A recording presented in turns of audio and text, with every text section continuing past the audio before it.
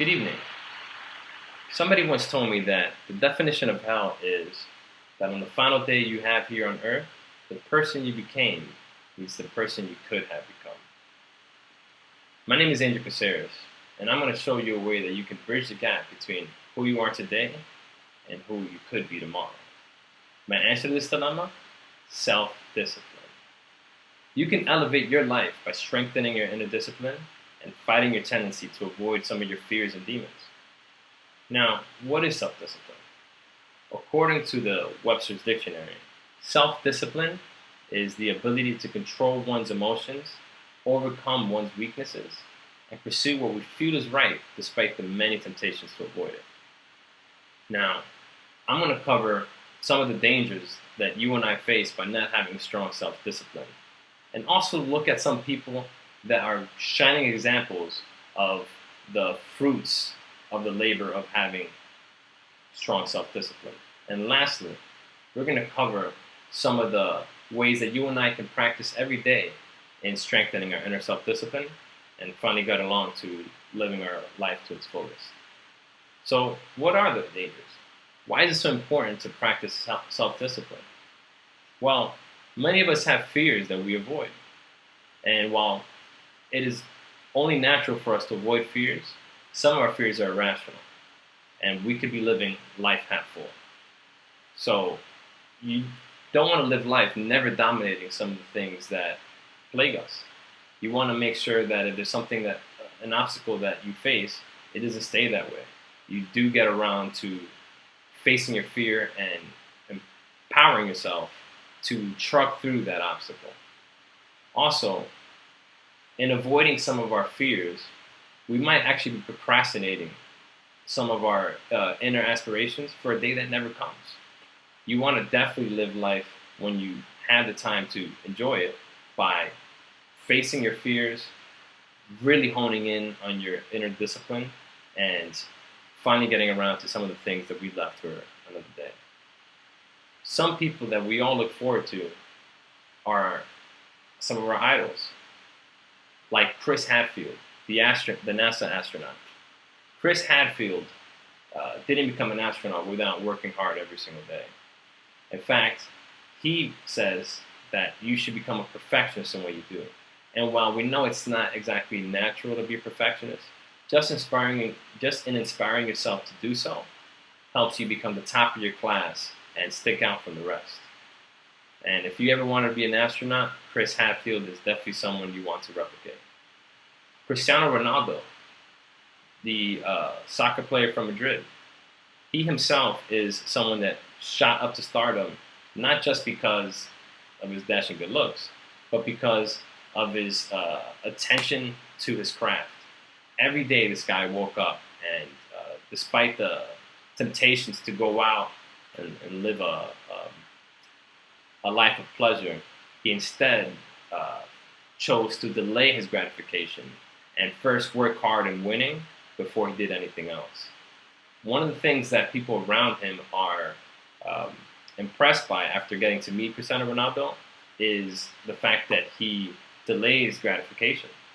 What he does is even as a rich mega superstar, instead of going out and being social or falling into some of the temptations that might come with his fame, he instead doubles down on his discipline and works even harder every day to stay at the top.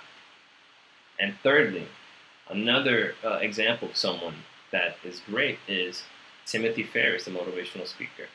He's often covered ways that self-discipline can help you get around to finishing your projects. And one of the things that he always says is to reward yourself for making deadlines or for breaking through an obstacle. And I think that's a fantastic way that you can help yourself with your inner discipline. It's not just working hard every single day. It's also having a light at the end of the tunnel and visualizing your goal. One of the things that you and I can all do in order to strengthen our inner discipline is meditation. Meditation is a way to acknowledge your weaknesses by first looking inside and realizing why you fear something and if there even is danger at all. Kind of identifying some of the routines that we fall into and some of the mental prisons that we're stuck in. You also want to meditate to visualize long-term goals and to reaffirm them. In order to stay rigorous in your quest, you really want to make sure you know why you're doing it. And staying focused is the most important part of this. You can't allow yourself to be distracted by the many distractions that exist. You want to visualize your long-term goals every single day, and in doing so, you become more successful. It's a huge part of self-discipline, and only the people that have the strongest visions live life to the fullest. The second thing you might want to do is dopamine fasting. This is kind of what Cristiano Ronaldo touched on, delaying gratification. What you want to do is separate yourself from some of your addictions and your dependencies. Being used to instant gratification can be detrimental to your quest. There's going to be times you run into obstacles that are painful, and you might seek something pleasurable. Instead, you have to practice dopamine fasting. Some things that you can do every day is taking a cold shower. You might want to take a hot shower when you wake up, but taking a cold shower is a great example of fasting from dopamine. You're first practicing how you can tolerate emotional distress, which is strengthening your mental fortitude. This is something that you can do every single day, and slowly it'll bleed into other things. This is even more important if your goal is something that's exercise related, something that many of us have. You have to endure in seeking fitness. And so fasting and dopamine is a great way of delaying your gratification in order to one day enjoy your goal. And the last thing you might want to do is kind of like what Chris Hadfield hit on. What you want to do is make your routine every day your law. Make it your religion. Obsess over it. You want to emphasize the importance of what you're doing and why you're doing it, and dedicate yourself to it completely. Many of us might have a motivation that wanes and waves. You definitely don't want to depend too much on just waves of motivation, because it's a fleeting thing. Self-discipline is actually separate from inner motivation. It's not just a quick fire that burns out. It's sticking to your goal even when you don't want to, even when you're not sure why you want to. You might want to, every single day, force yourself and not continue on to the next part of your schedule until you finish what you know you have to do. Some people work out twice a day. It's a routine that they do.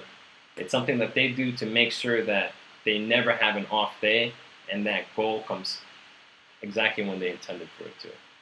So you and I can all benefit from a stronger inner discipline. You could be experiencing a fuller life if you just practice some of these tips I said and replicate some of these idols that we followed. Now, after this, I want you to take a cold shower and honestly take charge. You don't want to live life halfway empty. You want to live life having blasted all of your obstacles, reached all of your goals, so that the day, your final day here on earth, the person you became is stronger than the person you could have become.